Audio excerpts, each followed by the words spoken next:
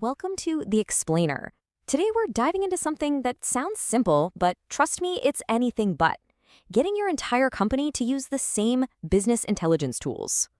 All right, let's just get right to it. Standardizing your BI tools. I mean, it seems like a total no-brainer, right? So why do these projects get so tangled up in politics, go way over budget, and honestly, just fail? Let's dig into the surprising reasons why. Okay, so to really get our heads around this problem, we've got to first understand the scale of it. Let's try to quantify the chaos. So, first up, let's talk vendors. You might think a company has one, maybe two BI vendors. Nope. The research shows the average organization is juggling tools from more than 3 different companies. Think about that for a second. That's redundant licenses, separate support contracts, different training, and that's just scratching the surface. Yeah, because when you drill down from just the vendors to the actual tools that people are using day to day, for reporting, for analysis, for their dashboards, that number just explodes. We're talking an average of 13 tools. 13, that's not a tool set, that's a mess. It's a sprawling, disconnected ecosystem that creates so much chaos. And the reason for all this chaos? It is not what you think.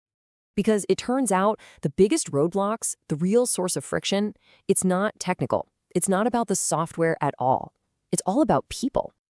So if it's not the tech, what is it? Where is all this friction really coming from?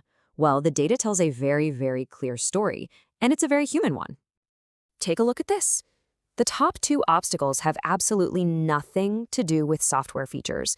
It's individual resistance to change, almost half, and this fierce sense of departmental autonomy. Teams protecting their turf. This isn't a technology problem, you guys.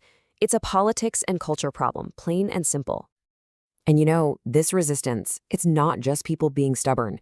It's rooted in some really real fears. People worry about losing control, about not being as effective at their jobs. Departments see it as corporate trying to take away their authority. And if you've spent years becoming an expert in one tool, a sudden mandate to switch, that can feel like a direct threat to your career, to your value to the company.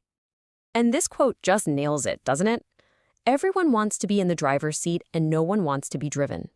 Standardization, for all its logical, corporate benefits, can feel like a personal loss of power for an individual or even a whole department.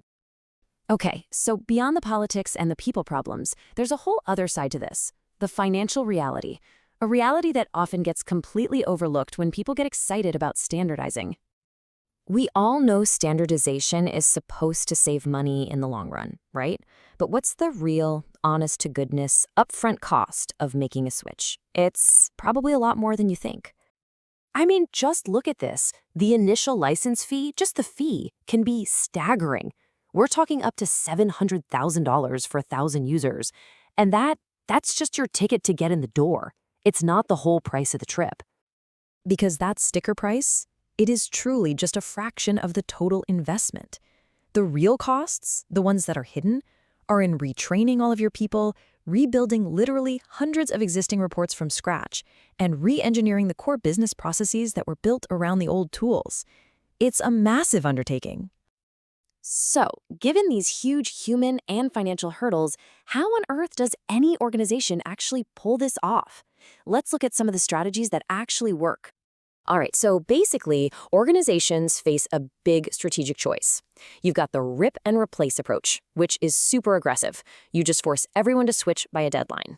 About a third of companies try this. But the more common and, frankly, more politically savvy approach is to grandfather the old tools. You let people keep using them, but all new work has to be on the new standard. That way, the old systems just kind of fade away over time. And to really ease that transition, the companies that get it right usually follow a pretty clear 4-step process. First, you have to inventory everything, know what you're dealing with. Then, you target the low-hanging fruit to build some momentum, get some easy wins. And this next part is absolutely crucial. Centralize your master data so there's one source of truth. And finally, you bridge the gap. You make the new reports look and feel like the old ones. It just dramatically reduces that friction for the users. So if there's one thing you should take away from all this, it's this. BI standardization is not a tech project. It is fundamentally a change management project. Success hinges on navigating the people, not just the platforms. It's about empathy, it's about strategy, and it's about communication, just as much as it is about the software itself. And that kind of leaves us with this final interesting thought. What if the end goal isn't just about getting everyone to use the same tool? What if the real goal is to make the tool so integrated into the daily workflow that it just disappears? Where getting an insight isn't something you do in a separate system, it's just a natural part of your work. If you've ever dealt with these challenges, we'd love to hear about it. And to see more explainers that break down complex business topics like this, be sure to like, share, and subscribe.